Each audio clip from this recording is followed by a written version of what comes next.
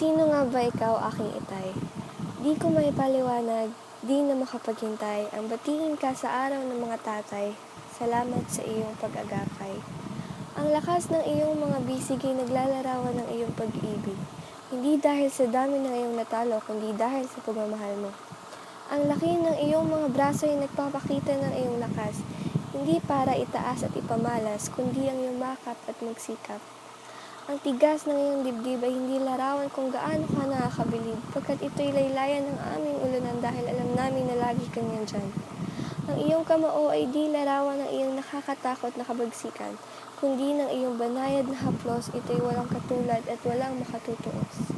Ang iyong pagkalalaki ay hindi nasusukat sa dami ng iyong pinaibig noon at nilagawan, kundi sa paglalaan mo ng buhay na hawak sa iyong nag-iisa at pinakamamahal na kabiyak. Isa ka ngang buhay na bayani, sarili ay nilalaan at inihahalili. Nagsusumikap at nagpupunyagi sa aming mag-anak, ikay halili. Sa Diyos kami ay nagpupuri pagkat binigay ka, mahal naming daddy. Mahal na mahal ka ng aming mami.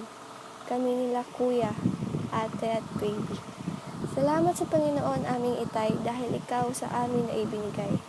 Nang mapagpalang Diyos na sa atin ay gumagabay, pagmamahal niya sa atin ay walang humpay.